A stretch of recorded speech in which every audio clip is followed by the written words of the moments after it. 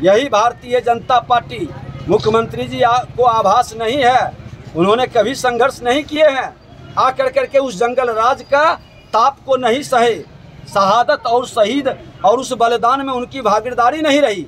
उनको तो हम लोगों ने कहा अराजकता के उबारने के लिए उनको कुर्सी कुमार को हमने चाणक्य बनकर चंद्रगुप्त के रूप में बैठाया था, लेकिन आज वो खुद जाकर के उसी जगह पर बैठ गए जहां अराजकता जंगल राज को जनता राज कर रहे हैं। अब ये उससे भी 2 कदम आगे निकल गया, ये गुंडा राज है। गुंडों के हवाले बिहार को थमा दिए अपने स्वार्थ और महत्वाकांक्षा के लिए। बिहार संभल नहीं रहा, देश संभालने चले हैं। आज पूरा देश देख रहा है कि बिहार के अंदर कैसा दहशत का माहौल बनाया गया है। 1 महीना भी नहीं गुजरा, भ्रष्टाचार भी उसी तरह से चरम पर है। उनके मंत्री ही कह रहे हैं कि हम चोरों के सरदार हैं, और अपराध तो खुल करके पहली बार बिहार में घटना घटित हुआ है। इस तरह से खुलेआम 30 से 40 किलोमीटर तक गोलियां बरसाते गया, लोग को, निर्दोष लोगों को गोली मारते गया। ऐसी दहशत कहीं नहीं हुई, कभी नहीं हुई। हाल और मृतक के परिजनों को क्या कहेंगे? मुआवजा मिलना चाहिए 1-1 करोड़ को। जो एक शहीद होता है और उस शहादत का उसकी पूरी कीमत मिले, इसकी जिम्मेवारी तय करे।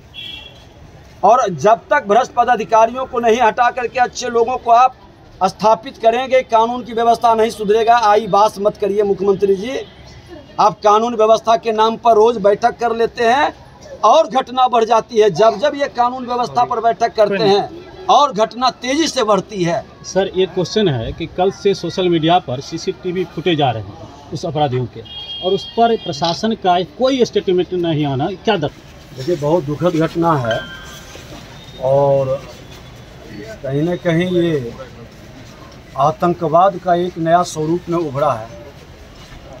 हम लोग तो अपराध को झेल ही रहे थे, ये एक दहशत, एक गुंडागर्दी फैलाने का जो माहौल खड़ा किया गया,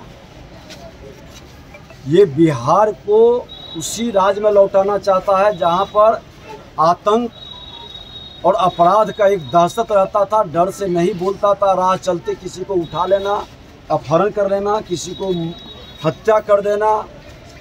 आज पूरे भी लखीसराय के अंदर आज धरना का कार्यक्रम है सामूहिक बलात्कार के विरोध में। डकैती हुआ मुंगेर में, इसी तरह से एक रेल कर्मी को बुला करके घर से निकाल के चौक पर गोली मार दिया दिन दहाड़े 7 बजे सुबह को। और बेगूसराय के अंदर जब जो घटना घटित हुआ, ये पूरे बिहार को एक तरह से दहला दिया, भयभीत कर दिया है। अब बताइए कि सघन आबादी में पेट्रोलिंग होता है, दिन में भी पेट्रोलिंग होता था। 4-5, 6 थाना के बीच से 30 किलोमीटर 40 किलोमीटर गुजर गया अपराधी गोली मारते हुए। कहाँ इसका प्रशासन और पुलिस के लोग थे, कहाँ गश्ती दल था? आप रोड पर दिखाने के लिए मोटरसाइकिल का चेकिंग करते हैं, आम पब्लिक को आप जो पैसा वसूलने का काम करते हैं, लेकिन अपराधी इस तरह के खुल के चला जा रहा है घटना करके। कहाँ आपका प्रशासन है?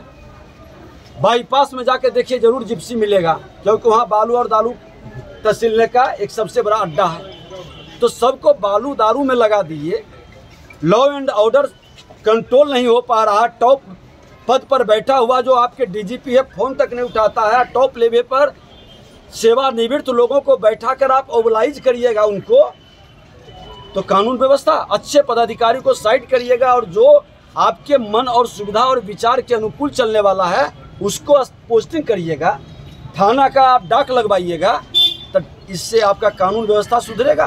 क्या भूमिका होगी विरोधी दल के नाते? विरोधी दल के नाते पूरे जंगल राज को हटाने में जो ताकत हमने लगाया और सत्ता को से पद से हटा करके जेल के अंदर भेजवाने का काम किया है, यही भारतीय जनता पार्टी। मुख्यमंत्री जी को आभास नहीं है, उन्होंने कभी संघर्ष नहीं किए हैं, आकर करके उस जंगल राज का ताप को नहीं सहे, शहादत और शहीद और उस बलिदान में उनकी भागीदारी नहीं रही। उनको तो हम लोगों ने कहा अराजकता के उबारने के लिए उनको कुर्सी कुमार को हमने चाणक्य बनकर चंद्रगुप्त के रूप में बैठाया था, लेकिन आज वो खुद जाकर के उसी जगह पर बैठ गए जहां अराजकता जंगल राज को जनता राज कर रहे हैं। अब ये उससे भी 2 कदम आगे निकल गया, ये गुंडा राज है। गुंडों के हवाले बिहार को थमा दिए अपने स्वार्थ और महत्वाकांक्षा के लिए। बिहार संभल नहीं रहा, देश संभालने चले हैं। आज पूरा देश देख रहा है कि बिहार के अंदर कैसा दहशत का माहौल बनाया गया है। 1 महीना भी नहीं गुजरा, भ्रष्टाचार भी उसी तरह से चरम पर है। उनके मंत्री ही कह रहे हैं कि हम चोरों के सरदार हैं, और अपराध तो खुल करके पहली बार बिहार में घटना घटित हुआ है। इस तरह से खुलेआम 30 से 40 किलोमीटर तक गोलियां बरसाते गया, लोग को, निर्दोष लोगों को गोली मारते गया। ऐसी दहशत कहीं नहीं हुई, कभी नहीं हुई। हाल और मृतक के परिजनों को क्या कहेंगे? मुआवजा मिलना चाहिए 1-1 करोड़ को। जो एक शहीद होता है और उस शहादत का उसकी पूरी कीमत मिले, इसकी जिम्मेवारी तय करे। और जब तक भ्रष्ट पदाधिकारियों को नहीं हटा करके अच्छे लोगों को आप स्थापित करेंगे, कानून की व्यवस्था नहीं सुधरेगा। आई बात मत करिए मुख्यमंत्री जी, आप कानून व्यवस्था के नाम पर रोज बैठक कर लेते हैं और घटना बढ़ जाती है। जब जब ये कानून व्यवस्था पर बैठक करते हैं और घटना तेजी से बढ़ती है।